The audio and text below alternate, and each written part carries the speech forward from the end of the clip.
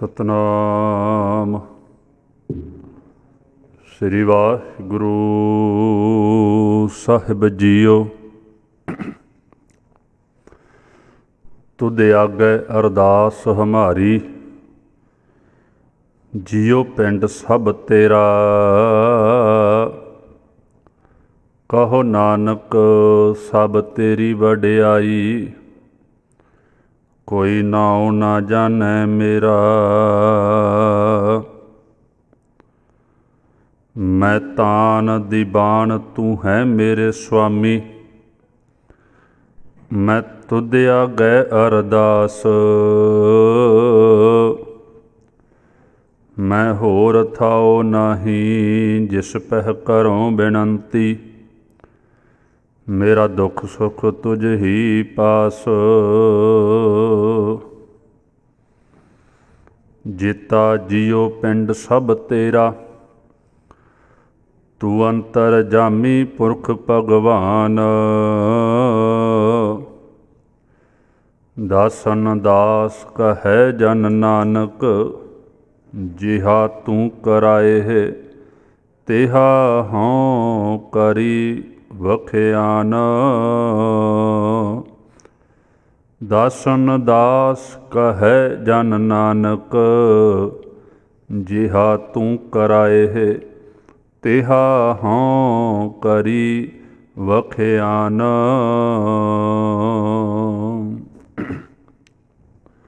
ਪਰਮ ਸਤਿਕਾਰਯੋਗ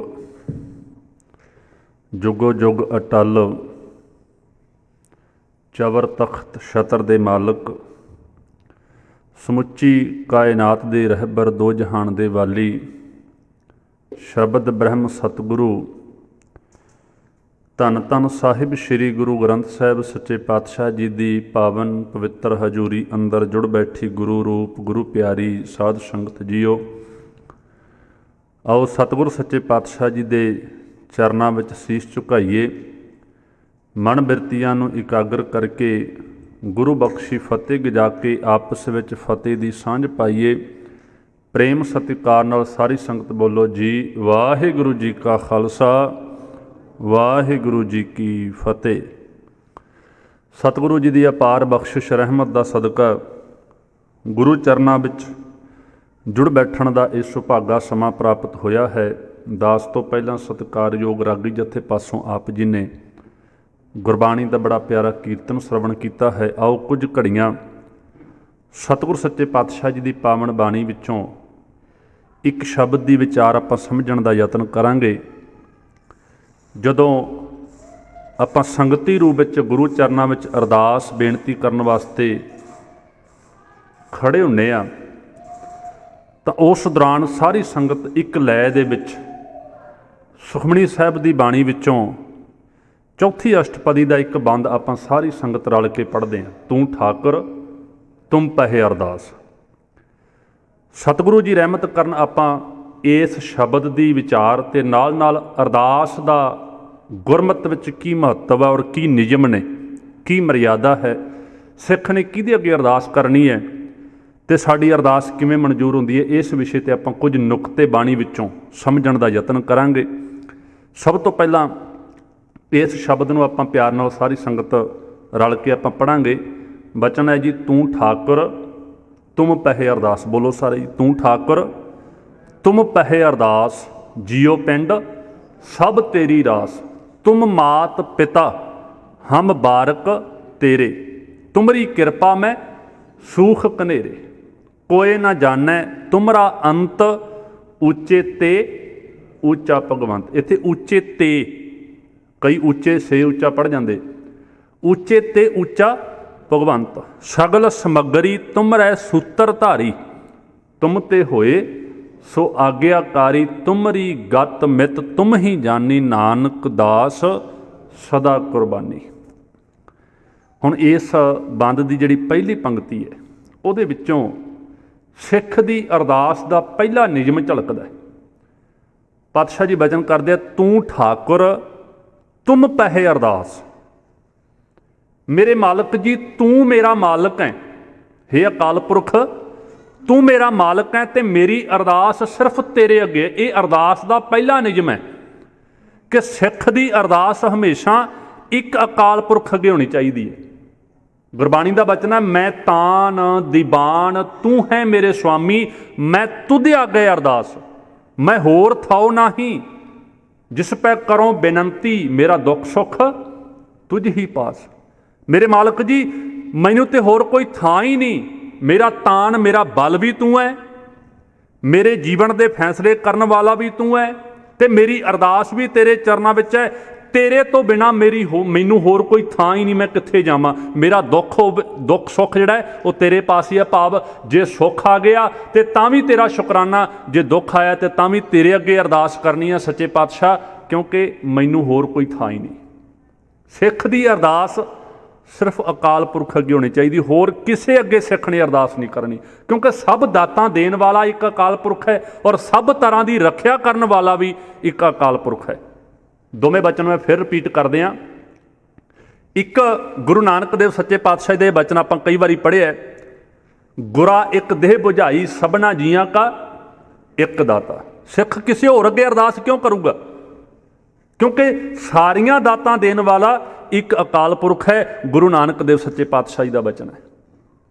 ਫਿਰ ਅਸੀਂ ਕਿਸੇ ਹੋਰ ਅੱਗੇ ਇਸ ਕਰਕੇ ਤਰਲਾ ਕਿਉਂ ਕਰਾਂਗੇ ਵੀ ਹੇ ਫਲਾਨਿਆ ਮੇਰੀ ਰੱਖਿਆ ਕਰ, ਹੇ ਫਲਾਨੀ ਦੇਵੀਏ ਮੇਰੀ ਰੱਖਿਆ ਕਰ, ਹੇ ਫਲਾਨਿਆ ਪੀਰਾ ਮੇਰੀ ਰੱਖਿਆ ਕਰ। ਸਿੱਖ ਕਿਉਂ ਕਹੂਗਾ? ਕਿਉਂਕਿ ਗੁਰੂ ਨੇ ਸਮਝਾ ਦਿੱਤਾ ਹੈ ਕਿ ਰਾਖਾ ਏਕ ਹਮਾਰਾ ਸੁਆਮੀ, ਸਗਲ ਘਟਾ ਕਾ ਅੰਤਰਜਾਮੀ।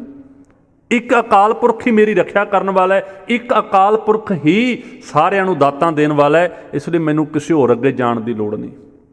ਗੁਰੂ ਕਾ ਸਿੱਖ ਜਿਹੜਾ ਗੁਰੂ ਨਾਨਕ ਦੇਵ ਸੱਚੇ ਪਾਤਸ਼ਾਹ ਜੀ ਦੀ ਬਾਣੀ ਤੋਂ ਗਿਆਨ ਲੈਂਦਾ, ਇੱਕ ਤੇ ਸਿਰਫ ਹੁੰਦੇ ਵੀ ਕੇਵਲ ਮੱਥਾ ਟੇਕ ਦਿੱਤਾ, ਬਾਣੀ ਉੱਦਾਂ ਰੈਪੀਟੀਸ਼ਨ ਦੇ ਤੌਰ 'ਤੇ ਉੱਦਾਂ ਪੜ੍ਹ ਲਈ, ਮਤਲਬ ਰੱਟਾ ਲਾਇਆ ਹੋਇਆ ਪੜ੍ਹੀ ਜਾਂਦੇ, ਨਹੀਂ। ਜਿਹੜਾ ਗੁਰੂ ਨਾਨਕ ਦੇਵ ਸੱਚੇ ਪਾਤਸ਼ਾਹ ਜੀ ਦੀ ਬਾਣੀ ਨੂੰ ਸਮਝ ਕੇ ਧਿਆਨ ਲਾ ਕੇ ਪੜ੍ਹਦਾ ਔਰ ਗੁਰੂ ਨਾਨਕ ਦੇਵ ਤੋਂ ਸਿੱਖਦਾ, ਉਹਨੂੰ ਅਕਲ ਆ ਜਾਂਦੀ ਹੈ, ਸੋਝੀ ਆ ਜਾਂਦੀ ਹੈ ਕਿ ਬਾਬੇ ਨਾਨਕ ਨੇ ਸਮਝਾ ਦਿੱਤਾ ਹੈ, ਹੁਕਮੀ ਉੱਤਮ ਨੀਚ ਹੁਕਮ ਲਿਖ ਦੁੱਖ ਸੁੱਖ ਪਾਈ ਹੈ। ਸਾਰੇ ਦੁੱਖ ਸੁੱਖ ਪ੍ਰਮਾਤਮਾ ਦੇ ਹੁਕਮ ਵਿੱਚ ਆ ਗਏ। ਮੈਨੂੰ ਲੋੜ ਕੀ ਹੈ ਕਿਸੇ ਹੋਰ ਕਿਸੇ ਕੋਲੇ ਜਾਣ ਦੀ? ਸਾਰੇ ਦੁੱਖ ਸੁੱਖ ਪ੍ਰਮਾਤਮਾ ਦੇ ਹੁਕਮ ਵਿੱਚ ਆ ਰਹੇ। ਸਿੱਖ ਕਿਉਂ ਕਿਸੇ ਕੋਲ ਦੁੱਖ ਕਟਾਉਣ ਵਾਸਤੇ ਜਾਏਗਾ? ਇਸ ਲਈ ਅਰਦਾਸ ਦਾ ਪਹਿਲਾ ਨਿਯਮ ਕਿ ਸਿੱਖ ਦੀ ਅਰਦਾਸ ਸਿਰਫ ਤੇ ਸਿਰਫ ਅਕਾਲ ਪੁਰਖ ਦੇ ਚਰਨਾਂ ਵਿੱਚ, ਔਰ ਸਰਬ ਕਲਾ ਸਮਰੱਥ ਅਕਾਲ ਪੁਰਖ ਜਿਹਦੇ ਅੱਗੇ ਆਪਾਂ ਅਰਦਾਸ ਕਰੀਏ, ਸੱਚੇ ਪਾਤਸ਼ਾਹ ਸਾਚੇ ਸਾਹਿਬਾ ਕਿਆ ਨਾਹੀਂ ਘਰ ਤੇਰਾ। ਬੋਲੋ ਜੀ ਸਾਰੇ, ਸਾਚੇ ਸਾਹਿਬਾ ਕਿਆ ਨਾਹੀਂ ਘਰ ਤੇਰਾ। ਘਰ ਤਾਂ ਤੇਰਾ ਸਭ ਕੁਛ ਹੈ, ਜਿਸ ਦੇਹ ਸੋ ਪਾਵੇ। ਉਸ ਅੱਗੇ ਅਰਦਾਸ ਕਰਨੀ ਹੈ, ਸਭਨਾ ਗੱਲਾਂ ਸਮਰੱਥ ਸੁਆਮੀ ਸੋ ਕਿਉਂ ਮਨੋਂ ਵਿਸਾਰੀਏ। ਪਾਤਸ਼ਾਹ ਜੀ ਕਹਿੰਦੇ ਉਹਨੂੰ ਕਿਉਂ ਮਨ ਵਿੱਚੋਂ ਵਿਸਾਰ ਦਿੱਤਾ? ਜਿਹੜਾ ਸਾਰਾ ਕੁਝ ਕਰਨ ਦੇ ਸਮਰੱਥ ਹੈ। ਇਸ ਕਰਕੇ ਅਰਦਾਸ ਦਾ ਪਹਿਲਾ ਨੁਕਤਾ ਕਿ ਤੂੰ ਠਾਕੁਰ ਤੁਮ ਪਹਿ ਅਰਦਾਸ, ਤੇ ਅਗਲਾ ਬਚਨ ਹੈ ਜੀਓ ਪਿੰਡ ਸਭ ਤੇਰੀ ਰਾਸ। ਇੱਕ ਬਚਨ ਆਪਾਂ ਪੜ੍ਹਦੇ ਹਾਂ, ਬਿਰਥੀ ਕਦੇ ਨਾ ਹੋਵੇ ਜਨ ਕੀ ਅਰਦਾਸ। ਪੜ੍ਹਦੇ ਹਾਂ ਨਾ, ਬੋਲੋ ਸਾਰੇ, ਬਿਰਥੀ ਕਦੇ ਨਾ ਹੋਵੇ ਜਨ ਕੀ ਅਰਦਾਸ। ਪਾਤਸ਼ਾਹ ਜੀ ਕਹਿੰਦੇ ਜਿਹੜਾ ਜਦੋਂ ਕੋਈ ਰੱਬ ਦਾ ਪਿਆਰਾ ਅਰਦਾਸ ਕਰਦਾ ਨਾ ਜਨ, ਤੇ ਉਹਦੀ ਕੀਤੀ ਹੋਈ ਅਰਦਾਸ ਬਿਰਥੀ ਨਹੀਂ ਜਾਂਦੀ। ਤੇ ਸਾਡੇ ਅੱਜ ਇੱਦਾਂ ਦੇ ਮਾਈਂਡ ਸੈੱਟ ਹੋ ਗਿਆ, ਜਦੋਂ ਕਿਤੇ ਗੁਰਬਾਣੀ ਵਿੱਚ ਜਨ ਦੀ ਗੱਲ ਆਉਂਦੀ ਹੈ, ਬਾਣੀ ਵਿੱਚ ਸੰਤ ਦੀ ਗੱਲ ਆਉਂਦੀ ਹੈ, ਬਾਣੀ ਵਿੱਚ ਮਹਾਂਪੁਰਖ ਦੀ ਗੱਲ ਆਉਂਦੀ ਹੈ, ਗੁਰਬਾਣੀ ਵਿੱਚ ਗੁਰਮੁਖ ਦੀ ਗੱਲ ਆਉਂਦੀ ਹੈ, ਤਾਂ ਸਾਡੀ ਕੋਸ਼ਿਸ਼ ਹੁੰਦੀ ਹੈ ਅਸੀਂ ਕੋਈ ਨਾ ਰੈਡੀਮੇਡ ਇੱਦਾਂ ਦਾ ਭਾਲਦੇ ਹਾਂ ਵੀ ਜੇ ਗੁਰਬਾਣੀ ਵਿੱਚ ਲਿਖਿਆ ਹੋਵੇ ਨਾ ਬਿਰਥੀ ਕਦੇ ਨਾ ਹੋਵੇ ਜਨ ਕੀ ਅਰਦਾਸ, ਤੇ ਅਸੀਂ ਆਪ ਜਨ ਬਣਨ ਦੀ ਕੋਸ਼ਿਸ਼ ਨਹੀਂ ਕਰਦੇ ਵੀ ਅਸੀਂ ਗੁਰੂ ਦੀਆਂ ਗੱਲਾਂ ਮੰਨੀਏ, ਗੁਰੂ ਸਾਡੀਆਂ ਮੰਨੇਗਾ। ਅਸੀਂ ਗੁਰੂ ਦੀ ਬੇਨਤੀ, ਅਸੀਂ ਗੁਰੂ ਦੇ ਹੁਕਮ ਮੰਨੀਏ, ਗੁਰੂ ਸਾਡੀ ਅਰਦਾਸ ਸੁਣੇਗਾ। ਅਸੀਂ ਖੁਦ ਜਨ ਬਣਨੇ ਤਿਆਰ ਨਹੀਂ, ਅਸੀਂ ਰੈਡੀਮੇਡ ਜਨ ਭਾਲਦੇ ਵੀ ਕੋਈ ਬੰਦਾ ਸਾਨੂੰ ਇਹੋ ਜਿਹਾ ਮਿਲ ਜੇ ਜਿਹਦੇ ਕੋਲੋਂ ਅਸੀਂ ਅਰਦਾਸ ਕਰਵਾਈਏ ਤੇ ਉਹਦੀ ਕੀਤੀ ਅਰਦਾਸ ਸਾਡੀ ਪੂਰੀ ਹੋ ਜੇ। ਅਸੀਂ ਕਿਸੇ ਤੋਂ, ਪਰ ਪਾਤਸ਼ਾਹ ਜੀ ਬਾਣੀ ਵਿੱਚ ਇੱਕ ਬਚਨ ਕਰਦੇ ਆ, ਜੀ ਕੀ ਬਿਰਥਾ ਹੋਏ ਸੋ ਗੁਰ ਪੈ ਅਰਦਾਸ ਕਰ। ਬੋਲੋ ਜੀ, ਜੀ ਕੀ ਬਿਰਥਾ ਹੋਏ ਸੋ ਗੁਰ ਪੈ ਅਰਦਾਸ ਕਰ। ਪੂਰੀ ਗੁਰਬਾਣੀ ਪੜ੍ਹ ਲਓ, ਕਿਤੇ ਵੀ ਗੁਰੂ ਪਾਤਸ਼ਾਹ ਜੀ ਨੇ ਅਰਦਾਸ ਕਰਾ ਸ਼ਬਦ ਨਹੀਂ ਵਰਤਿਆ ਵੀ ਤੂੰ ਅਰਦਾਸ ਕਰਵਾ ਲਾ, ਕਿਸੇ ਤੋਂ ਅਰਦਾਸ ਕਰਾ, ਨਹੀਂ, ਅਰਦਾਸ ਕਰ ਲਿਖਿਆ। ਦੁੱਖ ਤੇਰਾ ਹੈ, ਮੰਗ ਤੂੰ ਰਿਹਾ ਹੈ ਤੇ ਅਰਦਾਸ ਵੀ ਤੂੰ ਕਰਨੀ ਹੈ। ਜੀ ਕੀ ਬਿਰਥ ਹੋਏ ਸੋ ਗੁਰ ਪੈ ਅਰਦਾਸ ਕਰ।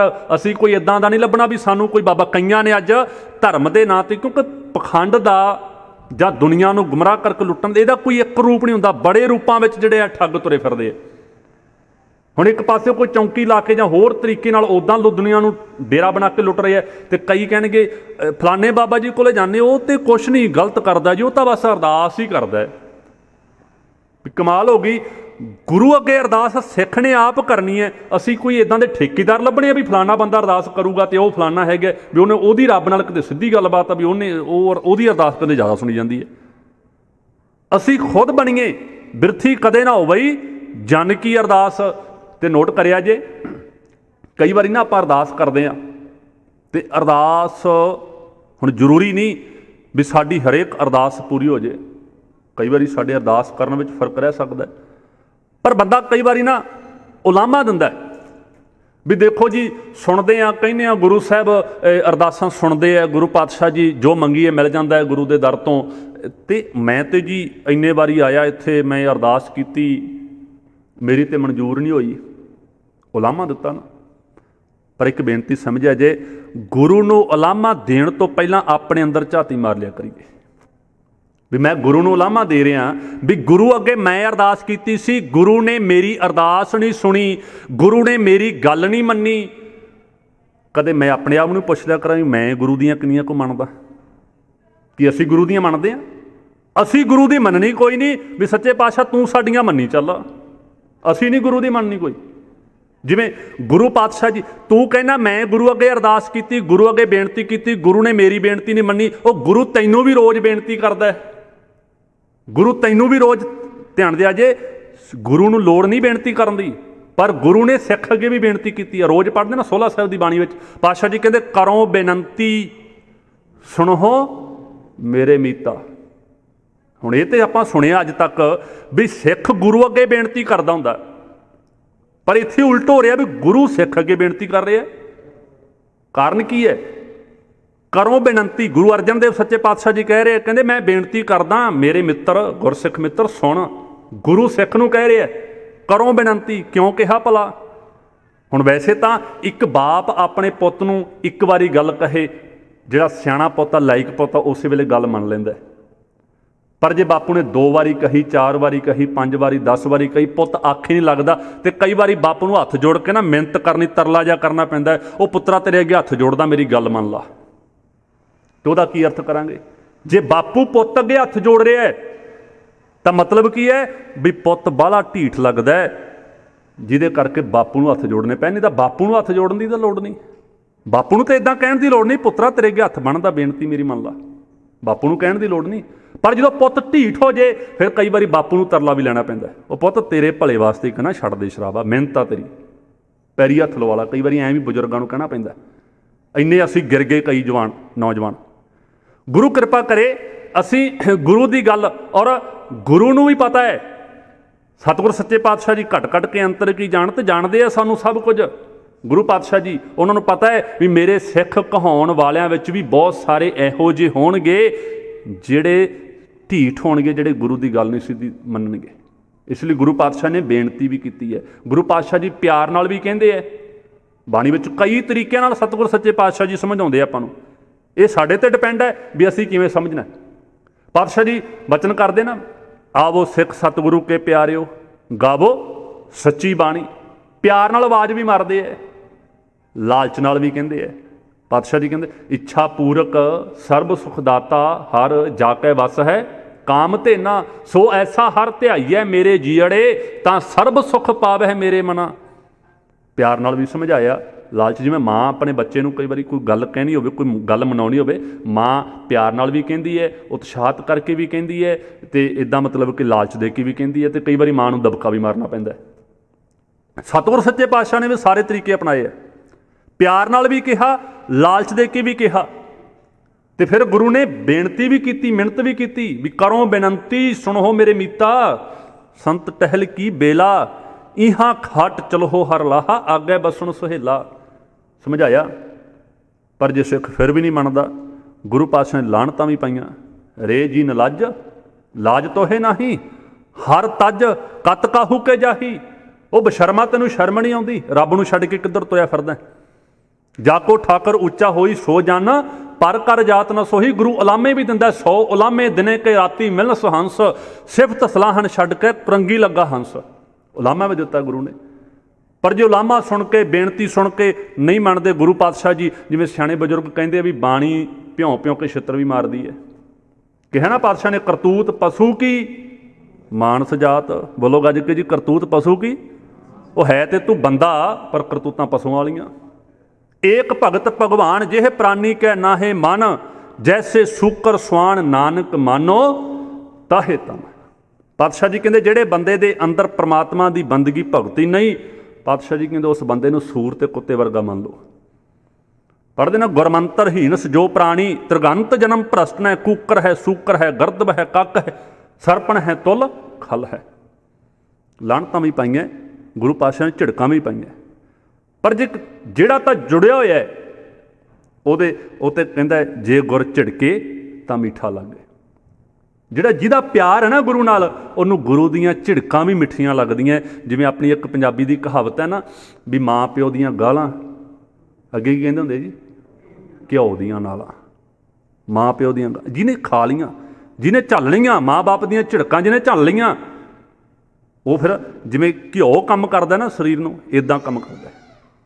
ਜਿਹਨੇ ਗੁਰੂ ਦੀ ਝਿੜਕ ਸਹਿ ਲਈ, ਉਹਦਾ ਜੀਵਨ ਬਣ ਗਿਆ। ਤੇ ਨਹੀਂ ਤਾਂ ਬਹੁਤੇ ਤਾਂ ਲੈ ਜੀ ਸਾਡੀ ਸ਼ਰਧਾ ਤੋੜਤੀ ਜੀ, ਸਾਨੂੰ ਇੰਝ ਕਹਿਤਾ ਜੀ, ਕਮਾਲ ਹੋ ਗਈ। ਇਸੇ ਦਿਲ ਬੜੀ ਛੇਤੀ ਟੁੱਟ ਜਾਂਦੇ ਆ। ਗੁਰੂ ਪਾਤਸ਼ਾਹ ਜੀ ਸੁਚੇਤ ਕਰਦੇ ਆ ਸਾਨੂੰ। ਪਾਤਸ਼ਾਹ ਜੀ ਕਹਿੰਦੇ ਕਰੋ ਬੇਨਤੀ, ਤੇ ਅਸੀਂ ਸਿੱਖ ਨੇ ਬੇਨਤੀ ਕੀਤੀ ਗੁਰੂ ਅੱਗੇ, ਸਾਡੀ ਮਨਜ਼ੂਰ ਨਹੀਂ ਹੋਈ ਤੇ ਉਲਾਮਾ ਦੇਤਾ। ਆਪਣੇ ਅੰਦਰ ਵੀ ਕਦੀ ਝਾਤੀ ਮਾਰੀ ਵੀ ਮੈਂ ਤੇ ਗੁਰੂ ਦੀ ਕਦੀ ਗੱਲ ਸੁਣੀ ਨਹੀਂ। ਗੁਰੂ ਨੇ ਬੇਨਤੀ ਮੈਨੂੰ ਵੀ ਕੀਤੀ, ਗੁਰੂ ਨੇ ਆਪਾਂ ਨੂੰ ਵੀ, ਗੁਰੂ ਪਾਤਸ਼ਾਹ ਜੀ ਬੇਨਤੀਆਂ ਕਰਦੇ ਆ, ਆਪਾਂ ਨਹੀਂ ਗੁਰੂ ਦੀ ਮੰਨਦੇ। ਤਾਂ ਖੈਰ ਇਹ ਦੂਜਾ ਨੁਕਤਾ ਹੈ ਜੀ, ਸਿੱਖ ਨੇ ਆਪ ਅਰਦਾਸ ਕਰਨੀ ਹੈ ਔਰ ਗੁਰੂ ਦੀ ਗੱਲ ਮੰਨਣੀ ਹੈ। ਜਦੋਂ ਅਸੀਂ ਗੁਰੂ ਦੀ ਗੱਲ ਮੰਨਣ ਲੱਗ ਪਏ ਨਾ, ਜਦੋਂ ਤੂੰ ਗੁਰੂ ਦੇ ਦੱਸੇ ਮਾਰਗ ਤੇ ਚੱਲਣ ਲੱਗ ਪਿਆ, ਫਿਰ ਐਸਾ ਪਿਆਰ ਬਣ ਜਾਣਾ, ਜੋ ਮੰਗੇ ਠਾਕੁਰ ਆਪਣੇ ਤੇ ਸੋਈ ਸੋਈ ਦੇਵੈ। ਤੂੰ ਜਨ ਬਣਨਾ ਹੈ, ਜਨ ਬਣ ਕੇ ਅਰਦਾਸ ਕਰੀ। ਤੇ ਫਿਰ ਗੁਰੂ ਪਾਤਸ਼ਾਹ ਜੀ ਕਹਿੰਦੇ ਬਿਰਥੀ ਕਦੇ ਨਾ ਹੋ ਬਈ ਜਨ ਕੀ ਅਰਦਾਸ। ਫਿਰ ਨਹੀਂ ਮਤਲਬ ਬਿਰਥੀ ਜਾਂਦੀ। ਇਸ ਲਈ ਗੁਰੂ ਅੱਗੇ ਅਰਦਾਸ ਕਰੀਏ, ਆਪ ਕਰੀਏ ਔਰ ਜਨ ਬਣ ਕੇ ਕਰੀਏ, ਗੁਰੂ ਦੀ ਗੱਲ ਆਪ ਮੰਨੀਏ। ਅਗਲਾ ਨੁਕਤਾ ਹੈ ਜੀ, ਅਸੀਂ ਗੁਰੂ ਕੋਲੋਂ ਮੰਗਣਾ ਕੀ ਹੈ। ਗੁਰੂ ਪਾਤਸ਼ਾਹ ਜੀ ਬਾਣੀ ਵਿੱਚ ਜਿਵੇਂ ਬਚਨ ਕਰਦੇ ਆ, ਮੰਮਾ ਮੰਗਣ ਹਾਰ ਇਆਨਾ, ਦੇਨ ਹਾਰ ਦੇ ਰਹਿਓ ਸੁਜਾਨਾ। ਪਾਤਸ਼ਾਹ ਜੀ ਕਹਿੰਦੇ ਮੰਗਣ ਵਾਲਿਆ, ਕਈ ਵਾਰੀ ਤੂੰ ਅਣਜਾਣ ਹੁੰਦਾ ਹੈ, ਤੈਨੂੰ ਪਤਾ ਨਹੀਂ ਹੁੰਦਾ ਮੈਂ ਕੀ ਮੰਗਣਾ। ਤੁਮ ਮਾਤ ਪਿਤਾ ਹਮ ਬਾਰਕ ਤੇਰੇ, ਤੁਮਰੀ ਕਿਰਪਾ ਮੈਂ ਸੂਖ ਘਨੇਰੇ। ਮਾਤਾ ਪਿਤਾ, ਹੇ ਅਕਾਲ ਪੁਰਖ ਤੂੰ ਮੇਰਾ ਮਾਂ ਬਾਪ ਹੈ, ਤੂੰ ਮੇਰਾ ਮਾਤਾ ਪਿਤਾ ਹੈ। ਤੇ ਜਿਵੇਂ ਮਾਤਾ ਪਿਤਾ ਨੂੰ ਪਤਾ ਹੁੰਦਾ ਨਾ ਵੀ ਬੱਚਾ ਕਈ ਵਾਰੀ ਮਿੱਟੀ ਮੰਗੇ ਖਾਣ ਨੂੰ, ਬੱਚਾ ਕਈ ਵਾਰੀ ਅੱਗ ਦਾ ਕੋਈ ਅੰਗਿਆਰਾ ਪਿਆ ਉਹਨੂੰ ਹੱਥ ਪਾਉਣ ਦੀ ਕੋਸ਼ਿਸ਼ ਕਰੇ, ਜਾਂ ਕੋਈ ਉੱਦਾਂ ਦੀ ਚੀਜ਼ ਜਿਹੜੀ ਬੱਚੇ ਲਈ ਖਤਰਨਾਕ ਹੁੰਦੀ ਹੈ, ਜਿਹਦੇ ਉੱਤੇ ਲਿਖਿਆ ਹੁੰਦਾ ਬੱਚਿਆਂ ਦੀ ਪਹੁੰਚ ਤੋਂ ਦੂਰ ਰੱਖੋ। ਤੇ ਬੱਚਾ ਜੇ ਉੱਦਾਂ ਦੀ ਚੀਜ਼ ਮੰਗ ਰਿਹਾ ਜਾਂ ਉੱਦਾਂ ਦੀ ਚੀਜ਼ ਨਾਲ ਖੇਡਣ ਦੀ ਕੋਸ਼ਿਸ਼ ਕਰਦਾ, ਤੇ ਮਾਤਾ ਪਿਤਾ ਉਹਦੇ ਤੋਂ ਖੋਹ ਲੈਂਦੇ ਆ, ਉਹਨੂੰ ਨਹੀਂ ਦਿੰਦੇ ਉਹ ਚੀਜ਼। ਬੱਚਾ ਕਈ ਵਾਰ ਰੋਂਦਾ ਵੀ ਹੈ, ਕਿਉਂਕਿ ਬੱਚੇ ਨੂੰ ਪਤਾ ਨਹੀਂ ਹਾਲੇ। ਤੂੰ ਕਈ ਵਾਰੀ ਇਹੋ ਜਿਹੀ ਚੀਜ਼ ਮੰਗਦਾ ਜਿਹੜੀ ਤੇਰੇ ਵਾਸਤੇ ਹਾਨੀਕਾਰਕ ਹੁੰਦੀ ਹੈ, ਤੈਨੂੰ ਨਹੀਂ ਮਿਲਦੀ, ਤੂੰ ਕਈ ਵਾਰ ਰੋਣਾ ਵੀ ਹੈ, ਤਰਲੇ ਵੀ ਕਰਦਾ, ਪਰ ਪਰਮਾਤਮਾ ਨੂੰ ਪਤਾ ਹੈ, ਕਿਉਂਕਿ ਤੁਮ ਮਾਤ ਪਿਤਾ ਹਮ ਬਾਰਕ ਤੇਰੇ। ਮੰਮਾ ਮੰਗਣ ਹਾਰ ਇਆਨਾ, ਦੇਨ ਹਾਰ ਦੇ ਰਹੇ ਹੋ ਸੁਜਾਨਾ। ਉਹ ਅਕਾਲ ਪੁਰਖ ਆਪ ਸਿਆਣਾ, ਉਹਨੂੰ ਪਤਾ ਤੈਨੂੰ ਕੀ ਦੇਣਾ ਕੀ ਨਹੀਂ ਦੇਣਾ। ਤੂੰ ਸ਼ੁਕਰਾਨਾ ਕਰਿਆ ਕਰ, ਜੋ ਮਿਲਿਆ ਹੈ ਤੂੰ ਉਹਦੇ ਹੁਕਮ ਵਿੱਚ ਚੱਲਿਆ ਕਰ। ਅਸੀਂ ਕਈ ਵਾਰੀ ਨਾ ਇਹੋ ਜਿਹੀਆਂ ਚੀਜ਼ਾਂ ਮੰਗ ਲੈਂਦੇ ਹਾਂ। ਸਿੱਖ ਦੀਆਂ ਮੰਗਾਂ ਕੀ ਨੇ ਅੱਜ ਕੱਲ੍ਹ ਆਮ ਤੌਰ 'ਤੇ ਕੀ ਹੈ ਵੀ ਅਸੀਂ ਬਾਕੀ ਸਾਰਾ ਕੁਝ, ਕੱਲ੍ਹ ਵੀ ਆਪਾਂ ਇਸ ਵਿਸ਼ੇ 'ਤੇ ਗੱਲ ਕੀਤੀ ਸੀ ਵੀ ਅਸੀਂ ਬਾਕੀ ਸਾਰਾ ਕੁਝ ਮੰਗਦੇ ਹਾਂ ਗੁਰੂ ਕੋਲੋਂ। ਪੈਸਾ ਵੀ ਮੰਗਦੇ ਹਾਂ, ਕਿਰਤ ਕਮਾਈਆਂ ਵਿੱਚ ਵਾਧੇ ਵੀ ਮੰਗਦੇ ਹਾਂ, ਧਨ ਪਦਾਰਥ ਹੋਰ ਬੜਾ ਕੁਛ, ਸਰੀਰਕ ਤੰਦਰੁਸਤੀ ਮੰਗਦੇ ਹਾਂ, ਘਰ ਮਕਾਨ ਮੰਗਦੇ ਹਾਂ, ਗੱਡੀ, ਸਭ ਕੁਝ ਮੰਗਿਆ, ਪਰ ਗੁਰੂ ਦੀ ਮੱਤ ਨਹੀਂ ਮੰਗੀ। ਸਤਿਗੁਰ ਸੱਚੇ ਪਾਤਸ਼ਾਹ ਜੀ ਤੋਂ ਕੀ ਮੰਗਣਾ ਹੈ? ਜਿਹੜੀ ਸਾਡੀ ਪੰਥਕ ਅਰਦਾਸ ਹੈ, ਥੋੜ੍ਹਾ ਜਿਹਾ ਆਪਾਂ ਇਸ ਵਿਸ਼ੇ 'ਤੇ ਧਿਆਨ ਦੇਈਏ। ਸਾਡੀ ਪੰਥਕ ਅਰਦਾਸ ਜਿਹੜੀ ਸੰਗਤੀ ਰੂਪ ਵਿੱਚ ਆਪਾਂ ਕਰਦੇ ਹਾਂ, ਉਹਦੇ ਵਿੱਚ ਸਿੱਖ ਦੀਆਂ ਮੰਗਾਂ ਕੀ ਨੇ? ਸਭ ਤੋਂ ਪਹਿਲਾਂ ਗੁਰੂ ਚਰਨਾਂ ਵਿੱਚ ਆਪਾਂ ਅਰਦਾਸ ਬੇਨਤੀ ਕਰਦੇ ਹਾਂ। ਇਹ ਦੋਹਰਾ ਪੜ੍ਹਨ ਤੋਂ ਬਾਅਦ, ਇਹ ਜਿਹੜਾ ਮਤਲਬ ਕਿ ਇੱਕ ਪਦ, ਇਹ ਪੜ੍ਹਨ ਤੋਂ ਬਾਅਦ ਸ਼ਬਦ ਤੇ ਫਿਰ ਅਰਦਾਸ ਸ਼ੁਰੂ ਹੁੰਦੀ ਹੈ। ਸਭ ਤੋਂ ਪਹਿਲਾਂ ਅਸੀਂ ਅਕਾਲ ਪੁਰਖ ਨੂੰ ਚੇਤੇ ਕਰਦੇ ਹਾਂ, ਪ੍ਰਥਮ ਭਗਉਤੀ ਸਿਮਰਕੈ। ਫਿਰ 10 ਗੁਰੂ ਸਾਹਿਬਾਨਾਂ ਨੂੰ ਆਪਾਂ ਚੇਤੇ ਕਰਦੇ ਹਾਂ। ਗੁਰੂ ਨਾਨਕ ਲਈ ਧਿਆਏ, ਫਿਰ ਅੰਗਦ ਗੁਰ ਤੇ ਅਮਰਦਾਸ, ਰਾਮਦਾਸੈ ਹੋਈ ਸਹਾਏ, ਅਰਜਨ ਹਰ ਗੋਬਿੰਦਨੋ ਸਿਮਰੋ ਸ੍ਰੀ ਹਰਿ ਰਾਏ, ਸ੍ਰੀ ਹਰਿ ਕ੍ਰਿਸ਼ਨ ਧਿਆਈਐ, ਜਿਸ ਡਿਠੇ ਸਭ ਦੁਖ ਜਾਏ, ਤੇਗ ਬਹਾਦਰ ਸਿਮਰਿਆ, ਘਰ ਨੌਣ ਦੇ ਆਵੈ ਧਾਏ, ਸਭ ਥਾਈਂ ਹੋਏ ਸਹਾਏ। 10ਵੇਂ ਪਾਤਸ਼ਾਹ ਸ੍ਰੀ ਗੁਰੂ ਗੋਬਿੰਦ ਸਿੰਘ ਸਾਹਿਬ ਜੀ ਸਭ ਥਾਈਂ ਹੋਏ ਸਹਾਏ। ਫਿਰ 10 ਪਾਤਸ਼ਾਹੀਆਂ ਦੀ ਜੋਤ ਸ੍ਰੀ ਗੁਰੂ ਗ੍ਰੰਥ ਸਾਹਿਬ ਜੀ ਦੇ ਪਾਠ ਦੀਦਾਰ ਦਾ ਧਿਆਨ ਕਰਕੇ ਬੋਲੋ ਜੀ ਵਾਹਿਗੁਰੂ। ਪਹਿਲਾਂ 10 ਗੁਰੂ ਸਾਹਿਬਾਨ, ਫਿਰ ਗੁਰੂ ਗ੍ਰੰਥ ਸਾਹਿਬ ਸੱਚੇ ਪਾਤਸ਼ਾਹ ਜੀ। ਉਦੋਂ ਅੱਗੇ ਫਿਰ ਅਸੀਂ ਆਪਣੇ ਇਤਿਹਾਸ ਵਿੱਚ ਉਹਨਾਂ ਮਹਾਨ ਸ਼ਖਸੀਅਤਾਂ ਨੂੰ ਯਾਦ ਕਰਦੇ ਹਾਂ ਜਿਨ੍ਹਾਂ ਦੀ ਮਹਾਨ ਕੁਰਬਾਨੀ ਹੈ, ਮਹਾਨ ਸੇਵਾ ਹੈ। 5 ਪਿਆਰਿਆਂ, 4 ਸਾਹਿਬਜ਼ਾਦਿਆਂ, 40 ਮੁਕਤਿਆਂ, ਹੱਠੀਆਂ ਜੱਪੀਆਂ ਤਪੀਆਂ, ਜਿਨ੍ਹਾਂ ਨੇ ਨਾਮ ਜਪਿਆ, ਵੰਡ ਕੇ ਛਕਿਆ, ਦੇਗ ਚਲਾਈ, ਤੇਗ ਵਾਹੀ, ਦੇਖ ਕੇ ਅੰਡ ਕੀਤਾ, ਤਿਨਾਂ ਪਿਆਰਿਆਂ ਸਚਿਆਰਿਆਂ ਦੀ ਕਮਾਈ ਦਾ ਧਿਆਨ ਕਰਕੇ ਬੋਲੋ ਜੀ ਵਾਹਿਗੁਰੂ। ਉਹਨਾਂ ਨੂੰ ਯਾਦ ਕਰਦੇ ਹਾਂ। ਫਿਰ ਆਪਣੇ ਇਤਿਹਾਸ ਦੇ ਉਹਨਾਂ ਯੋਧਿਆਂ ਨੂੰ ਯਾਦ ਕਰਦੇ ਹਾਂ ਜਿਨ੍ਹਾਂ ਨੇ ਕੌਮ ਦੀ ਖਾਤਰ, ਧਰਮ ਦੀ ਖਾਤਰ ਸ਼ਹੀਦੀ ਦਿੱਤੀ ਹੈ। ਸੂਰਾ ਸੋ ਪਹਿਚਾਨੀਆਂ ਜੋ ਲੜੈ ਦੀਨ ਕੇ ਹੇਤ, ਪੁਰਜਾ ਪੁਰਜਾ ਕੱਟ ਮਰੇ ਕਬਹੂ ਨਾ ਛਾਡੈ ਖੇਤ। ਫਿਰ ਉਹਨਾਂ ਸ਼ਹੀਦ ਸਿੰਘਾਂ ਨੂੰ ਯਾਦ ਕਰਦੇ ਹਾਂ ਜਿਨ੍ਹਾਂ ਸਿੰਘਾਂ ਸਿੰਘਣੀਆਂ ਨੇ ਧਰਮ ਹੇਤ ਸੀ ਦਿੱਤੇ, ਬੰਦ ਬੰਦ ਕਟਾਏ, ਖੋਪਰੀਆਂ ਲੁਹਾਈਆਂ, ਚਰਖੀਆਂ ਤੇ ਚੜੇ, ਆਰਿਆਂ ਨਾਲ ਚਰਾਏ ਗਏ, ਗੁਰਦੁਆਰਿਆਂ ਦੀ ਸੇਵਾ ਲਈ ਕੁਰਬਾਨੀਆਂ ਕੀਤੀਆਂ, ਧਰਮ ਨਹੀਂ ਹਾਰਿਆ, ਸਿੱਖੀ ਕੇਸਾਂ ਸਵਾਸਾਂ ਨਾਲ ਨਿਭਾਈ, ਤਿਨਾਂ ਦੀ ਕਮਾਈ ਦਾ ਧਿਆਨ ਕਰਕੇ ਖਾਲਸਾ ਜੀ ਬੋਲੋ ਜੀ ਵਾਹਿਗੁਰੂ। ਫਿਰ ਆਪਣੇ 5 ਤਖਤਾਂ ਸਰਬੱਤ ਗੁਰਦੁਆਰਿਆਂ ਦਾ ਧਿਆਨ ਕਰਕੇ ਬੋਲੋ ਜੀ ਵਾਹਿਗੁਰੂ। ਇੱਥੋਂ ਤੱਕ ਅਸੀਂ ਆਪਣੇ ਇਤਿਹਾਸ ਫਲਸਫੇ ਨੂੰ ਯਾਦ ਕਰਦੇ ਹਾਂ। ਅਕਾਲ ਪੁਰਖ ਨੂੰ ਯਾਦ ਕੀਤਾ, ਗੁਰੂ ਸਾਹਿਬਾਨਾਂ ਨੂੰ ਯਾਦ ਕੀਤਾ, ਗੁਰੂ ਗ੍ਰੰਥ ਸਾਹਿਬ ਸੱਚੇ ਪਾਤਸ਼ਾਹ ਦਾ ਧਿਆਨ ਧਰਿਆ, 5 ਪਿਆਰਿਆਂ 4 ਸਾਹਿਬਜ਼ਾਦਿਆਂ ਨੂੰ ਯਾਦ ਕੀਤਾ, ਫਿਰ ਸਿੰਘਾਂ ਸਿੰਘਣੀਆਂ ਸ਼ਹੀਦਾਂ ਨੂੰ ਯਾਦ ਕੀਤਾ, ਤੇ ਫਿਰ ਆਪਣੇ 5 ਤਖਤਾਂ ਗੁਰਦੁਆਰਿਆਂ ਦਾ ਧਿਆਨ ਕਰਕੇ ਅਸੀਂ ਵਾਹਿਗੁਰੂ ਬੋਲਿਆ। ਉਦੋਂ ਅੱਗੇ ਸਾਡੀਆਂ ਪੰਥਕ ਮੰਗਾਂ ਸ਼ੁਰੂ ਹੁੰਦੀਆਂ ਨੇ। ਤੇ ਸਿੱਖ ਦੀ ਪਹਿਲੀ ਮੰਗ ਪਤਾ ਕਿਹੜੀ ਹੈ? ਇੱਥੋਂ ਆਰੰਭਤਾ ਹੁੰਦੀ ਹੈ ਪ੍ਰਥਮੇ। ਪ੍ਰਥਮੇ ਦਾ ਮਤਲਬ ਫਸਟ ਆਫ ਆਲ, ਸਭ ਤੋਂ ਪਹਿਲਾਂ। ਪ੍ਰਥਮੇ ਸਰਬੱਤ ਖਾਲਸਾ ਜੀ ਕੀ ਅਰਦਾਸ ਹੈ ਜੀ? ਮੇਰੀ ਇਕੱਲੇ ਦੀ ਨਹੀਂ, ਸਰਬੱਤ ਖਾਲਸੇ ਦੀ, ਸਮੁੱਚੇ ਸਿੱਖ ਪੰਥ ਦੀ, ਸਮੁੱਚੇ ਸਿੱਖ ਜਗਤ ਦੀ ਇਹ ਮੰਗ ਹੈ। ਪ੍ਰਥਮੇ ਸਰਬੱਤ ਖਾਲਸਾ ਜੀ ਕੀ ਅਰਦਾਸ ਹੈ ਜੀ, ਸਰਬੱਤ ਖਾਲਸਾ ਜੀ ਕੋ ਵਾਹਿਗੁਰੂ ਵਾਹਿਗੁਰੂ ਵਾਹਿਗੁਰੂ ਚੇਤੇ ਆਵੈ, ਚੇਤੇ ਆਵਣ ਕਾ ਸਦਕਾ ਸਰਬ ਸੁਖ ਹੋਵੇ। ਆਹ ਤੇ ਅਸੀਂ ਮੰਗਿਆ ਹੀ ਨਹੀਂ ਕਦੇ। ਕਦੇ ਮੰਗਿਆ ਵੀ ਸੱਚੇ ਪਾਤਸ਼ਾਹ ਜੀ ਤੂੰ ਕਦੇ ਮੈਨੂੰ ਵਿਸਰੇ ਨਾ, ਵਿਸਰ ਨਾਹੀਂ ਦਾਤਾਰ ਆਪਣਾ ਨਾਮ ਦੇ, ਗੁਣ ਗਾਵਾਂ ਦਿਨ ਰਾਤ ਨਾਨਕ ਚਾਹੋ। ਸਾਨੂੰ ਤਾਂ ਗੱਡੀ ਚਾਹੀਦੀ ਹੈ, ਸਾਨੂੰ ਤਾਂ ਵਧੀਆ ਕੱਪੜੇ ਚਾਹੀਦੇ ਆ, ਸਾਨੂੰ ਤਾਂ ਕੋਠੀ ਚਾਹੀਦੀ ਹੈ, ਕਾਰ ਚਾਹੀਦੀ ਹੈ, ਧਨ ਪਦਾਰਥ ਚਾਹੀਦਾ, ਕਿਰਤ ਕਮਾਈਆਂ ਵਿੱਚ ਵਾਧੇ, ਸਾਰਾ ਕੁਝ ਦੁਨਿਆਵੀ ਅਸੀਂ ਮੰਗਦੇ ਹਾਂ। ਪਰ ਵਾਹਿਗੁਰੂ ਵਾਹਿਗੁਰੂ ਵਾਹਿਗੁਰੂ ਚੇਤੇ ਆਵੇ, ਇਹ ਮੰਗਿਆ ਕਦੀ? ਇਹਨਾਂ ਚੀਜ਼ਾਂ ਦੀ ਸਾਨੂੰ ਲੋੜ ਹੀ ਨਹੀਂ। ਫਿਰ ਅਗਲੇ ਪਹਿਰੇ ਵਿੱਚ ਅਸੀਂ ਮੰਗਦੇ ਹਾਂ ਸਿੱਖਾਂ ਨੂੰ ਕੀ ਜੀ? ਭਲਾ ਦੱਸਿਓ, ਸਿੱਖਾਂ ਨੂੰ ਬੋਲੋ ਗੱਜ ਕੇ ਜੀ ਕਿ ਨਹੀਂ ਚਾਹੀਦਾ? ਸਿੱਖਾਂ ਨੂੰ ਸਿੱਖੀ ਦਾਨ, ਕੇਸ ਦਾਨ, ਰਹਿਤ ਦਾਨ, ਵਿਵੇਕ ਦਾਨ, ਇਹ ਚੀਜ਼ਾਂ ਤਾਂ ਅਸੀਂ ਕਦੇ ਮੰਗੀਆਂ ਹੀ ਨਹੀਂ। ਅਸੀਂ ਤਾਂ ਜਦੋਂ ਕਿਤੇ ਮਾਫ਼ ਕਰਨਾ ਗ੍ਰੰਥੀ ਸਿੰਘ ਅਰਦਾਸ ਕਰਦਾ ਹੁੰਦਾ ਨਾ, ਤੇ ਜੇ ਅਸੀਂ ਕੋਈ ਆਪਣੀ ਕੋਈ ਨਿੱਜੀ ਸਪੈਸ਼ਲ ਅਰਦਾਸ ਕਰਾਉਣੀ ਹੈ ਜਾਂ ਗ੍ਰੰਥੀ ਸਿੰਘ ਦੀ ਮੁੱਠ ਵਿੱਚ ਕੁਝ ਪੈਸੇ ਫੜਾਏ ਹੈ, ਤਾਂ ਅਸੀਂ ਉਹ ਧਿਆਨ ਰੱਖਦੇ ਵੀ ਮੇਰੀ ਗੱਲ ਭਲਾ ਕਰਦੇ ਆ ਕਿ ਨਹੀਂ ਕਰਦੇ। ਗ੍ਰੰਥੀ ਸਿੰਘ ਦੀ ਜ਼ੁਬਾਨ ਤੋਂ ਕਦੋਂ ਇਹ ਚੀਜ਼ਾਂ ਲੰਘ ਗਈਆਂ? ਜਿਹੜਾ ਇੱਕ ਮੁਖੀ ਆ, ਸੰਗਤ ਨੇ ਸਾਰੀ ਨੇ ਅਰਦਾਸ ਕਰਨੀ ਹੈ, ਇੱਕ ਜਣਾ ਅੱਗੇ ਲੱਗ ਕੇ ਬੋਲਦਾ ਹੈ। ਅਰਦਾਸ ਆਪਣੀ ਸਾਰਿਆਂ ਦੀ ਹੁੰਦੀ, ਆਪਾਂ ਸਾਰੇ ਸੰਗਤੀ ਰੂਪ ਵਿੱਚ ਇਕੱਠੇ ਅਰਦਾਸ, ਉੱਥੇ ਬੋਲੂਗਾ ਤਾਂ ਇੱਕ ਜਣਾ ਹੀ। ਤੇ ਉਹ ਬੋਲਣ ਵਾਲਾ ਗ੍ਰੰਥੀ ਸਿੰਘ ਜਾਂ ਕੋਈ ਗੁਰਮੁਖ ਪਿਆਰਾ, ਉਹਦੀ ਜ਼ੁਬਾਨ ਤੋਂ ਸਿੱਖਾਂ ਨੂੰ ਸਿੱਖੀ ਦਾਨ, ਕੇਸ ਦਾਨ, ਰਹਿਤ ਦਾਨ, ਇਹ ਕਦੋਂ ਲੰਘ ਗਿਆ ਅਸੀਂ ਧਿਆਨ ਨਹੀਂ ਦਿੱਤਾ। ਕਿਉਂਕਿ ਇਹ ਚੀਜ਼ਾਂ ਤਾਂ ਸਾਨੂੰ ਚਾਹੀਦੀਆਂ ਹੀ ਨਹੀਂ। ਤੁਸੀਂ ਕਿਤੇ ਆਪਣੀ ਕੌਮ ਦਾ ਹਾਲ ਵੇਖੋ, ਗੁਰੂ ਕਿਰਪਾ ਕਰੇ, ਸਾਰਿਆਂ ਦੀ ਗੱਲ ਨਹੀਂ ਕਰਦਾ, ਬੜੇ ਭਾਵਨਾ ਵਾਲੇ, ਬੜੇ ਪ੍ਰੇਮ ਵਾਲੇ ਗੁਰਸਿੱਖ ਵੀ ਹੁੰਦੇ ਨੇ, ਬੜੇ ਹੈਗੇ ਨੇ, ਪਰ ਜ਼ਿਆਦਾਤਰ ਤੁਸੀਂ ਦੇਖੋ ਜਿੱਥੋਂ ਤਾਂ ਮਤਲਬ ਕਿ ਇੱਦਾਂ ਦੇ, ਮੈਂ ਉਸ ਗੱਲ ਦਾ ਖੰਡਨ ਨਹੀਂ ਕਰਦਾ, ਪਰ ਤੁਸੀਂ ਦੇਖੋ ਸਾਡੀ ਕੌਮ ਦਾ ਹਾਲ ਕੀ ਹੈ। ਕਿਤੇ ਬਾਬਾ ਬੁੱਢਾ ਜੀ ਦੇ ਅਸਥਾਨ 'ਤੇ ਜਾ ਕੇ ਦੇਖੋ, ਜਦੋਂ ਕਿਤੇ ਮੇਲਾ ਹੁੰਦਾ ਜਾਂ ਕੋਈ, ਆਮ ਤੌਰ 'ਤੇ ਉੱਥੇ ਸਾਡੀ ਕੌਮ ਦੇ ਵਿੱਚੋਂ ਬੜੇ ਟਰਾਲੀਆਂ ਭਰ ਕੇ ਤੇ ਬੜੇ ਲੋਕ ਉੱਥੇ ਜਾਂਦੇ ਹੈ। ਚਲੋ ਜਾਣਾ ਵੀ ਚਾਹੀਦਾ, ਸਾਡੇ ਇਤਿਹਾਸਕ ਸਥਾਨ ਨੇ, ਜਾਈਏ, ਕੋਈ ਚੱਕਰ ਨਹੀਂ, ਪਰ ਸਾਡੀ ਸੋਚ ਕਿੱਥੇ ਟਿਕੀ ਹੋਈ ਹੈ? ਅਸੀਂ ਇਹ ਸੋਚਦੇ ਹਾਂ ਵੀ ਬਾਬਾ ਬੁੱਢਾ ਜੀ ਕੋਲੋਂ ਤਾਂ ਪੁੱਤਰਾਂ ਦੀਆਂ ਦਾਤਾਂ ਮਿਲਦੀਆਂ ਨੇ। ਇਹ ਕੁਝ ਸਾਡੇ ਦਿਮਾਗ 'ਚ ਤਾਂ ਬੈਠ ਗਿਆ। ਤੇ ਉੱਥੋਂ ਕਹਿੰਦੇ ਦਾਤਾਂ ਮਿਲਦੀਆਂ, ਉੱਥੇ ਤਾਂ ਚਲੇ ਗਏ ਵੀ ਉੱਥੋਂ ਤਾਂ ਇਹ ਦਾਤਾਂ ਮਿਲਦੀਆਂ ਨੇ। ਤੇ ਦੂਜੇ ਪਾਸੇ ਅੱਜ ਤੱਕ ਚਲੋ ਕਿਤੇ ਕੋਈ ਇੱਕ ਅੱਧਾ ਜਗਿਆਸੂ ਕਿਤੇ ਗਿਆ, ਭਾਈ ਤਾਰੂ ਸਿੰਘ ਦੇ ਪਿੰਡ ਕਦੀ ਗਏ? ਕਦੀ ਕੋਈ ਸਾਡੇ ਇਲਾਕੇ ਵਿੱਚੋਂ ਜਾਂ ਕਿਤੇ ਆਪਣੇ ਜਾਂ ਇੱਧਰੋਂ ਕੋਈ ਬਾਹਰੋਂ, ਇੱਧਰੋਂ ਕਈ ਮੈਂ ਦੇਖੇ ਨੇ ਇੱਧਰੋਂ ਵੀ। ਅਸੀਂ ਜੀ ਹਰ ਸਾਲ ਨਾ ਬਾਬਾ ਜੀ ਦੀ ਬਰਸੀ 'ਤੇ ਸਪੈਸ਼ਲ ਜਾਂਦੇ ਹਾਂ ਜੀ, ਇੱਧਰੋਂ ਸਪੈਸ਼ਲ ਬਾਬਾ ਜੀ ਦੀ ਬਰਸੀ ਟਿਕਟਾਂ ਕਰਾ ਕੇ ਸਪੈਸ਼ਲ ਬਾਬਾ ਜੀ ਦੀ ਬਰਸੀ 'ਤੇ ਬਹੁਤ ਲੋਕ ਜਾਂਦੇ ਨੇ। ਪਰ ਕਦੇ ਦੇਖੋ ਗੁਰੂ ਨਾਨਕ ਦੇਵ ਸੱਚੇ ਪਾਤਸ਼ਾਹ ਗੁਰਪੁਰਬ ਮਨਾਉਣ ਵਾਸਤੇ ਕਦੇ ਗਏ? ਜਾਂ ਕੋਈ ਸ਼ਹੀਦੀ ਦਿਹਾੜਾ ਕਿਸੇ ਸਿੰਘਾਂ ਦਾ, 4 ਸਾਹਿਬਜ਼ਾਦਿਆਂ ਦੇ ਸ਼ਹੀਦੀ ਦਿਹਾੜੇ ਆਉਂਦੇ ਨੇ, ਉਹ ਕਦੀ ਮਨਾਉਣ ਵਾਸਤੇ ਗਏ ਸਪੈਸ਼ਲ? ਕੋਈ ਨਹੀਂ ਜਾਂਦਾ, ਵਿਰਲਾ। ਕੋਈ ਜਾਂਦੇ ਹੋਣਗੇ, ਕੋਈ ਇੱਕ ਦੋ ਵਿਰਲੇ, ਪਰ ਜ਼ਿਆਦਾਤਰ ਜੀ ਬਾਬਾ ਜੀ ਦੀ ਬਰਸੀ 'ਤੇ ਤੁਸੀਂ ਦੇਖ ਲਓ ਸਰਵੇ ਕਰਕੇ, NRI ਭਰਾ ਬਹੁਤ ਪਹੁੰਚੇ ਉੱਥੇ, ਬਾਹਰੋਂ ਵੀ ਆਏ ਜੀ, ਅਮਰੀਕਾ ਕੈਨੇਡਾ ਤੋਂ ਆਏ ਜੀ ਲੋਕ, ਬਾਬਾ ਜੀ ਦੀ ਬਰਸੀ 'ਤੇ ਆਉਂਦੇ, ਬੜੀ ਦੁਨੀਆ ਆਉਂਦੀ ਹੈ। ਕਾਰਨ ਕਿ ਅਸੀਂ ਉਹਨਾਂ ਸਥਾਨਾਂ 'ਤੇ ਗਏ। ਚਲੋ ਆਪਾਂ ਆਪਣੇ ਇਤਿਹਾਸਕ ਸਥਾਨਾਂ ਦੇ ਦਰਸ਼ਨ ਕਰਨੇ ਹੈ, ਪਰ ਭਾਈ ਤਾਰੂ ਸਿੰਘ, ਭਾਈ ਸੁੱਖਾ ਸਿੰਘ, ਮਹਿਤਾਬ ਸਿੰਘ ਉਹਨਾਂ ਦੇ ਪਿੰਡ, ਬਾਬਾ ਦੀਪ ਸਿੰਘ ਦੇ ਪਿੰਡ, ਉਹਨਾਂ ਦੇ ਪਿੰਡ ਉੱਥੇ ਕਦੀ ਜਿੱਥੇ ਉਹਨਾਂ ਦੀ ਸ਼ਹੀਦੀ ਹੋਈ ਹੈ ਜਾਂ ਕਦੇ ਇੱਦਾਂ, ਉੱਥੇ ਬਹੁਤ ਘੱਟ, ਉੱਥੇ ਨਹੀਂ ਅਸੀਂ ਟਰਾਲੀਆਂ। ਕਿਉਂ? ਕਿਉਂਕਿ ਉੱਥੋਂ ਸਿੱਖੀ ਮਿਲਦੀ ਹੈ, ਉਹ ਨਹੀਂ ਸਾਨੂੰ ਚਾਹੀਦੀ। ਸਾਰੇ ਵੈਸੇ ਤਾਂ ਸਾਰੇ ਸਾਨੂੰ, ਕਿਉਂਕਿ ਆਪਾਂ ਕੋਈ ਕੰਟਰੋਵਰਸੀ ਵਿੱਚ ਨਾ ਪੈ ਜਾਈਏ ਵੀ ਉੱਥੋਂ ਆਹ ਮਿਲਦਾ ਉੱਥੋਂ ਆਹ ਮਿਲਦਾ, ਕਿਉਂਕਿ ਉੱਥੋਂ ਸਿੱਖੀ ਦੀ ਪ੍ਰੇਰਨਾ ਮਿਲਦੀ ਹੈ। ਛੋਟੇ ਸਾਹਿਬਜ਼ਾਦਿਆਂ ਦੇ ਸਥਾਨ 'ਤੇ ਜਾਓਗੇ, ਦ੍ਰਿੜਤਾ ਮਿਲਦੀ ਹੈ।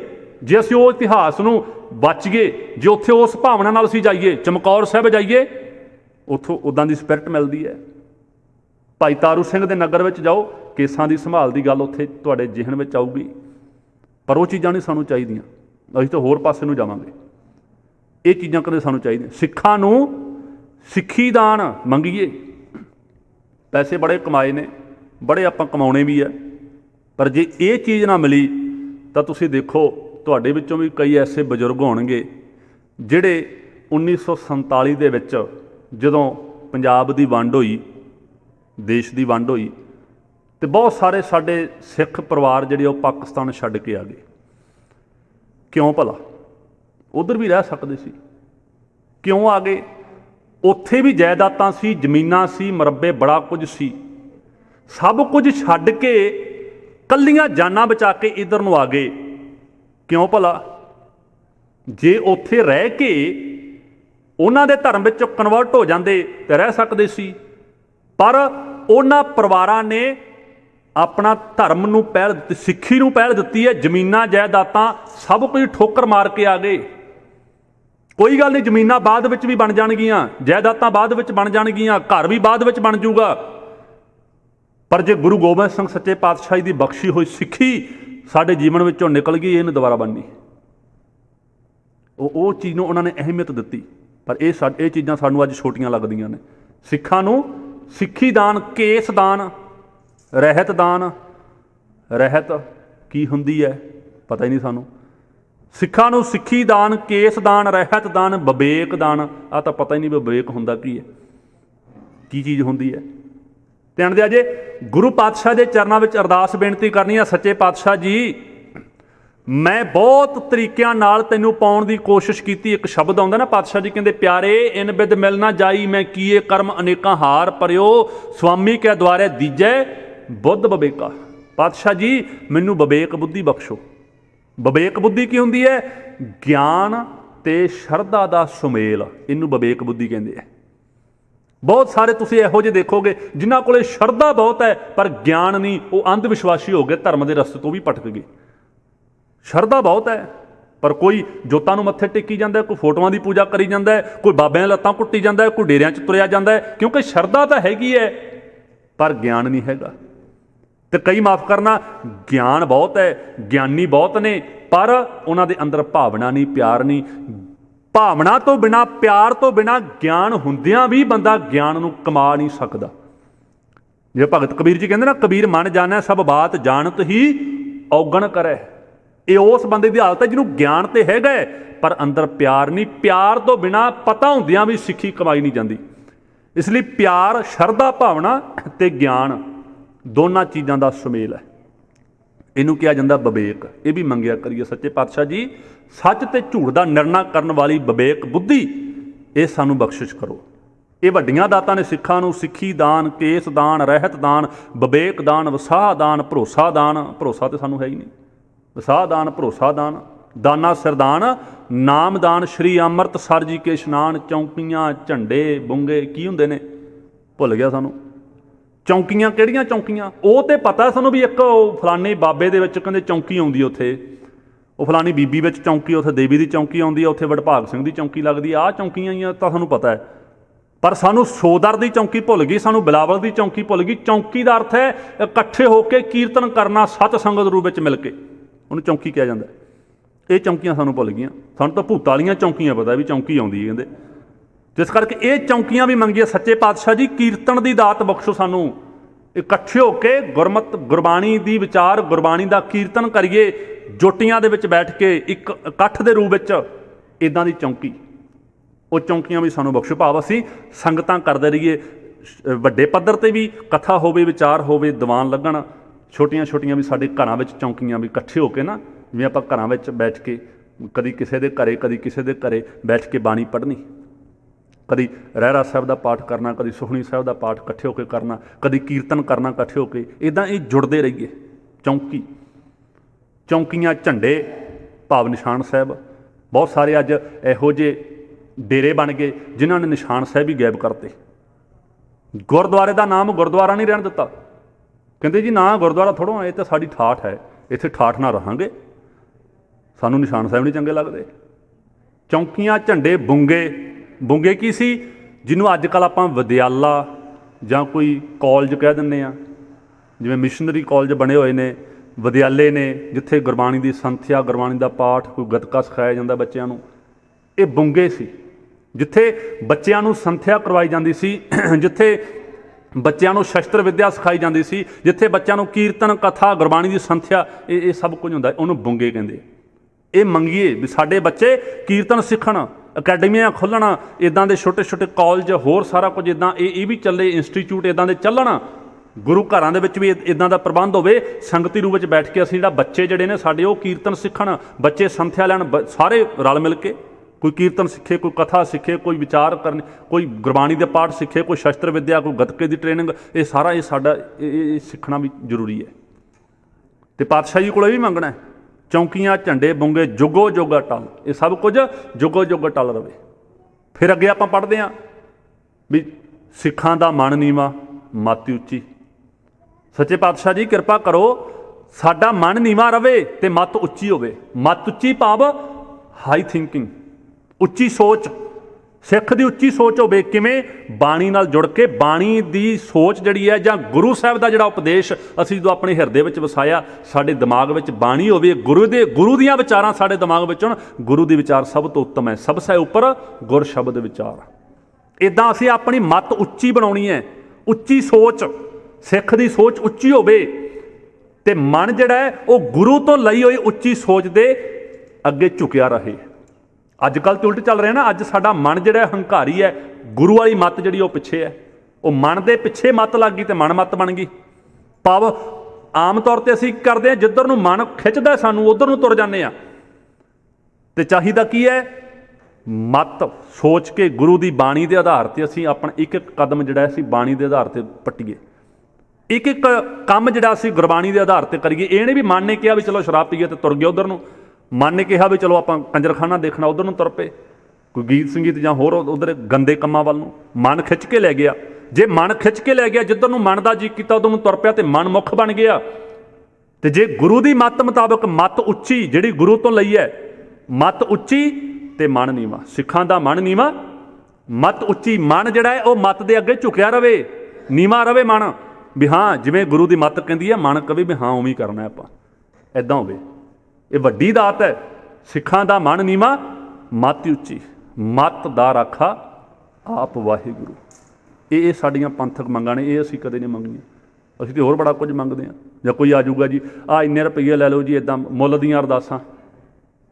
ਕਈਆਂ ਨੇ ਤਾਂ ਮਾਫ਼ ਕਰਨਾ, ਮੁੱਲ ਦੀਆਂ ਅਰਦਾਸਾਂ ਕਈ ਡੇਰੇਦਾਰਾਂ ਨੇ ਤਾਂ ਆਪਣੇ ਡੇਰੇ ਦੇ ਵਿੱਚ ਬਕਾਇਦਾ ਲਿਸਟ ਲਾਈ ਹੋਈ ਹੈ, ਇੰਨੇ ਵਾਲੀ ਅਰਦਾਸ, ਇੰਨੇ ਵਾਲੀ ਅਰਦਾਸ, ਇੰਨੇ ਵਾਲੀ ਸੁੱਖਣਾ ਸੁੱਖੋ, ਇੰਨੇ ਵਾਲੀ ਅਰਦਾਸ। ਜੇ ਕਿਸੇ ਦੇ ਘਰੇ ਕਹਿੰਦੇ ਬੱਚਾ ਨਹੀਂ ਹੁੰਦਾ, ਮੁੰਡਾ ਨਹੀਂ ਹੁੰਦਾ, ਅਤੇ 51,000 ਵਾਲੀ ਅਰਦਾਸ ਕਰਾਓ ਜੀ। ਇਹ ਅਰਦਾਸ ਕਹਿੰਦੇ ਮਨਜ਼ੂਰ ਹੁੰਦੀ ਹੈ 51,000 ਵਾਲੀ, ਧਿਆਨ ਦਿਓ ਜੀ। ਇੱਦਾਂ ਨਹੀਂ, ਫਿਰ ਬੜਾ ਕੁਛ ਇੱਦਾਂ ਦਾ। ਫਿਰ ਉਹ ਅੱਗੇ ਮਤਲਬ ਕਿ ਜੇ ਕਿਸੇ ਨੂੰ ਬਿਮਾਰੀ ਆ ਤਾਂ ਉਹ 31,000 ਵਾਲੀ ਅਰਦਾਸ। ਅਤੇ ਇੱਕ ਹੋਰ ਦੇਖੋ, ਅਨਪੜ੍ਹ ਬਾਬੇ ਲਿਸਟ ਵਿੱਚ ਕੀ ਲਿਖਿਆ ਹੋਇਆ, ਕਹਿੰਦੇ ਆਈਲੈਟਸ ਦੇ ਬੈਂਡ ਕਿਸੇ ਦੇ ਘੱਟ ਆਉਂਦੇ 21,000 ਵਾਲੀ ਸੁੱਖ ਸੁੱਖੋ, ਬਾਬਾ ਆਈਲੈਟਸ ਦੇ ਬੈਂਡ ਦਿੰਦਾ। ਅਤੇ ਉਹ ਅਨਪੜ੍ਹ ਬਾਬੇ ਨੂੰ ਕਿਤੇ ਪੁੱਛ ਲਓ ਜਾ ਕੇ ਵੀ ਆਈਲੈਟਸ ਹੁੰਦੀ ਕੀ ਹੈ, ਬੈਂਡ ਕੀ ਹੁੰਦੇ, ਉਹ ਕਹੂਗਾ ਪਤਾ ਨਹੀਂ ਵੀ ਖਾਣ ਵਾਲੀ ਚੀਜ਼ ਹੁੰਦੀ ਹੈ ਕਿ ਪੀਣ ਵਾਲੀ ਹੁੰਦੀ ਹੈ।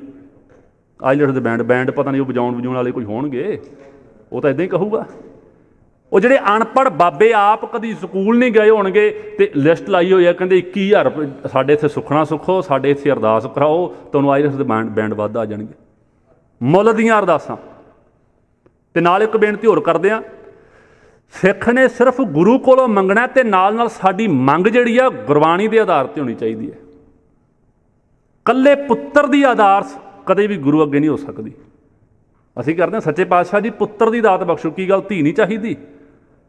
ਹਾਂ, ਅਸੀਂ ਇਹ ਅਰਦਾਸ ਕਰੀਏ ਵੀ ਸੱਚੇ ਪਾਤਸ਼ਾਹ ਜੀ ਔਲਾਦ ਬਖਸ਼ੋ, ਔਲਾਦ ਬਖਸ਼ੋ, ਧੀ ਹੋਵੇ ਚਾਹੇ ਪੁੱਤਰ ਹੋਵੇ। ਇਹ ਇਕੱਲੀਆਂ ਪੁੱਤਰਾਂ ਦੀਆਂ ਅਰਦਾਸਾਂ।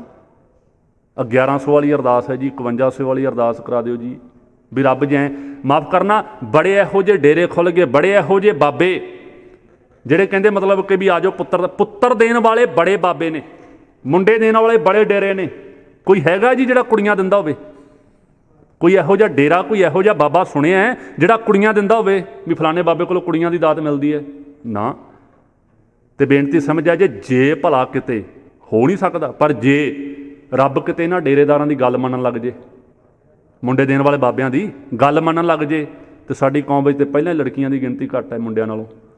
ਇੱਥੇ ਤਾਂ ਹੋਰ ਬੜੀ ਵੱਡੀ ਪ੍ਰੋਬਲਮ ਖੜੀ ਹੋ ਜੇ, ਕਿਉਂਕਿ ਬਾਬਿਆਂ ਨੇ ਤਾਂ ਮੁੰਡਾ ਕੁੜੀ ਕੋਈ ਹੋਣ ਹੀ ਨਹੀਂ ਦਿੰਦੇ, ਬਾਬਿਆਂ ਨੇ ਸਾਰੇ ਮੁੰਡੇ ਹੀ ਦੇਣੇ ਆ ਜੇ ਕਿਤੇ ਰੱਬ ਇਹਨਾਂ ਦੀ ਗੱਲ ਮੰਨਣ ਲੱਗ ਜੇ। ਪਰ ਨਹੀਂ, ਜਾਤ ਸੁਭਾਣਾ ਤਾਂ ਜੰਮਿਆ, ਜੰਮਣ ਮਰਨਾ ਹੁਕਮ ਹੈ ਭਾਣੇ ਆਵੈ ਜਾਏ। ਔਲਾਦ ਦੀ ਅਰਦਾਸ ਹੋ ਸਕਦੀ ਵੀ ਸੱਚੇ ਪਾਤਸ਼ਾਹ ਜੀ ਸੰਤਾਨ ਬਖਸ਼ੋ, ਔਲਾਦ ਬਖਸ਼ੋ, ਧੀ ਹੋਵੇ ਚਾਹੇ ਪੁੱਤ ਹੋਵੇ, ਇੱਦਾਂ। ਇਸ ਕਰਕੇ ਨਾਲ ਇੱਕ ਨੁਕਤਾ ਹੋਰ ਸਮਝਿਆ ਜੇ, ਜਿਹੜੀ ਅਰਦਾਸ, ਜਿਹੜਾ ਕਾਰਜ ਗੁਰਮਤਿ ਤੋਂ ਉਲਟ ਹੈ, ਉਹਦੀ ਅਰਦਾਸ ਨਹੀਂ ਗੁਰੂ ਚਰਨਾਂ ਵਿੱਚ ਹੋ ਸਕਦੀ।